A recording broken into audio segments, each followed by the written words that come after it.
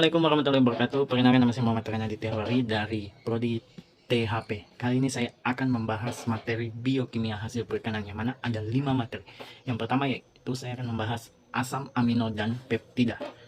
Definisi asam amino adalah senyawa organik yang mengandung gugus amino min NH2 dan gugus karboksil atau min COOH dalam satu molekul. Asam amino merupakan blok pembangun utama dari protein dan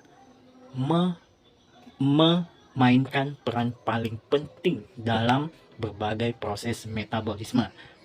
Struktur asam amino ada 3, yaitu komponen utama. Komponen utama ada ini, definisinya yaitu asam amino terdiri dari rantai karbon, gugus amino, gugus karboksil, dan gugus grup R atau rantai samping. Kedua ada stereoisomer. Asam amino dapat memiliki stereoisomer yang berbeda, yaitu bentuk L dan D. Sifat kimia asam amino ditentukan oleh gugus R. Jenis-jenis asam amino. Yang pertama yaitu asam amino esensial. Asam amino esensial adalah asam amino yang tidak dapat disintesis oleh tubuh. Kedua, asam amino non-esensial. Asam amino non-esensial adalah asam amino yang dapat disintesis oleh tubuh. Ketiga, asam amino kondisional. Asam amino kondisional adalah asam amino yang biasanya non-esensial tetapi menjadi esensial dalam kondisi tertentu. Fungsi asam amino: pembentukan protein, metabolisme, signaling sel, dan pertumbuhan dan perbaikan. Adapun definisi peptida. Peptida adalah polimer dari asam amino yang terikat satu sama lain melalui ikatan peptida. Peptida dapat berukuran kecil atau besar dan merupakan komponen yang penting dalam struktur dan fungsi makromolekul biologis. Struktur peptida, yang mana ikatan peptida, rantai peptida, polipeptida, dan terakhir struktur sekunder. Adapun jenis-jenis peptida yaitu hormon. Peptida dapat berfungsi sebagai hormon, neurotransmitter. Beberapa peptida berperan sebagai neurotransmitter. Antibodi adalah contoh peptida yang berperan dalam sistem kekebalan tubuh. Enzim. Peptida juga dapat bertindak sebagai enzim mempercepat reaksi biokimia. Oke, materi kedua yaitu protein, struktur molekul.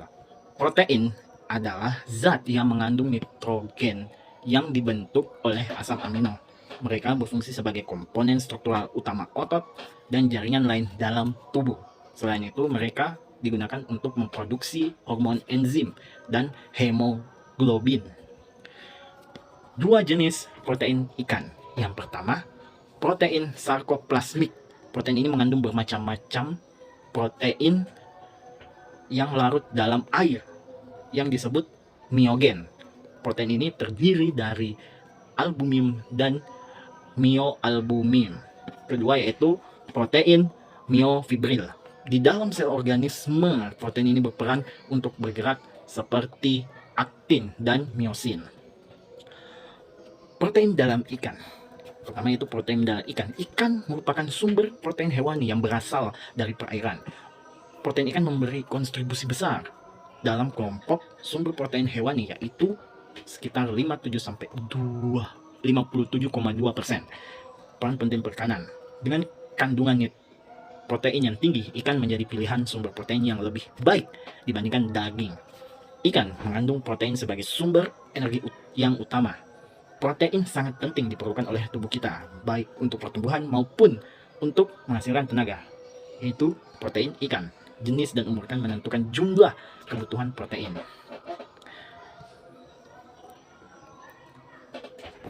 Perbedaan gizi ikan berdasarkan tepatnya. Ikan laut cenderung memiliki kandungan DHA dan EPA yang lebih tinggi, terutama pada ikan yang hidup di perairan laut seperti cakalang tuna. Ikan tawar seperti ikan patin dikenal tinggi akan kandungan omega 3 dan omega 6, serta beberapa jenis ikan tawar memiliki kandungan kalium dan asam lemak tak jenuh yang lebih tinggi dibandingkan ikan laut. Ikan yang dipelihara juga bisa memiliki kandungan protein yang tinggi, tergantung pada jenis ikan dan pakan yang tinggi. Faktor-faktor yang mempengaruhi kandungan protein dalam ikan pada ikan: suhu, air, umur ikan, spesies ikan, kandungan asam amino, dan kecernaan. Protein dalam hasil perikanan. Udang adalah sumber protein yang baik, meski kandungan protein spesifik dapat bervariasi tergantung pada jenis dan ukuran udang. Kerang juga kaya protein. Kerang mengandung sekitar 10 sampai 9% protein dalam bentuk asam amino esensial. Kepiting, terutama dagingnya, mengandung banyak protein. Kepiting bakau misalnya mengandung sekitar 13,8 gram protein. Struktur molekul ada 4, yaitu struktur primer, struktur sekunder, struktur tersier, dan struktur kuarter. Oke, materi ketiga yaitu pengenalan karbohidrat. Karbohidrat adalah salah satu makronutrien utama dibutuhkan oleh tubuh untuk memperoleh energi. Mereka terdiri dari unit-unit gula yang memainkan peran penting dalam metabolisme dan fungsi tubuh yang sehat. Jenis-jenis karbohidrat ada 3, yaitu karbohidrat sederhana, karbohidrat kompleks, dan karbohidrat serat. Karbohidrat sederhana ini terdiri dari glukosa, fruktosa, dan sukrosa, yang mana ini sangat cepat dicerna atau diserap oleh tubuh dan memberikan energi segera dalam tubuh. Karbohidrat kompleks terdiri dari serat, pati, dan serat, yang mana dicerna sangat lambat oleh tubuh tetapi memberikan rasa kenyang yang lebih lama. Karbohidrat serat ini seperti pate resisten dan oligosakarida yang memberikan manfaat kesehatan usus. Fungsi karbohidrat pada tubuh: pertama, memberikan sumber energi. Karbohidrat adalah bahan bakar utama energi pada tubuh. Kedua, mengatur metabolisme. Karbohidrat membantu mengatur kadar gula darah, hormon, dan proses metabolisme yang ada di dalam tubuh. Kesehatan pencernaan.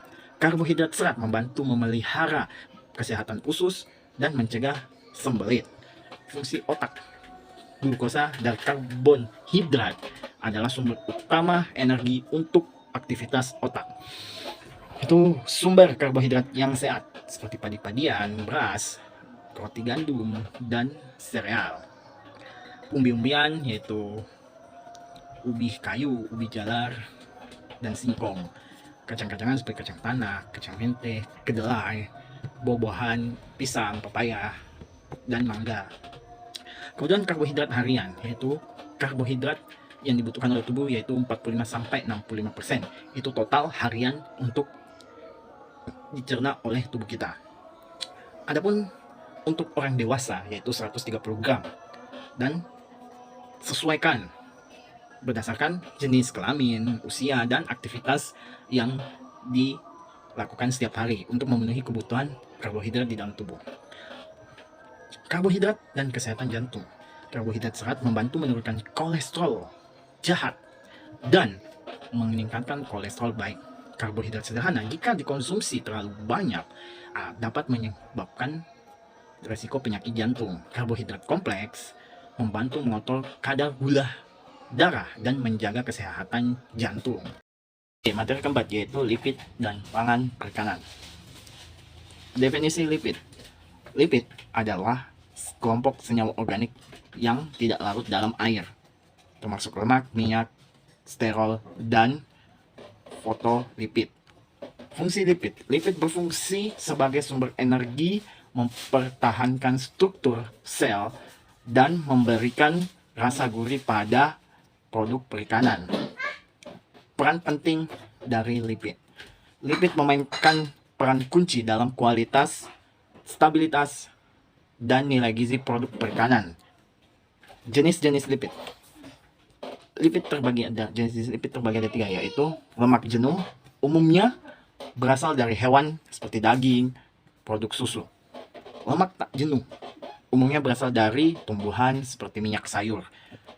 Kolesterol, senyawa sterol yang esensial untuk fungsi sel, tetapi konsumsi berlebih dapat meningkatkan resiko kesehatan jantung. Komposisi lipid ikan. Ikan laut kaya akan lemak tak jenuh termasuk EPA dan EPA DHA yang bermanfaat bagi kesehatan tubuh. Ikan air tawar komposisi lipidnya telah didominasi oleh lemak jenuh dan kolesterol. Produk olahan. Proses pengolahan dapat mengubah komposisi lipid terutama melalui pemanasan dan penambahan bahan lain.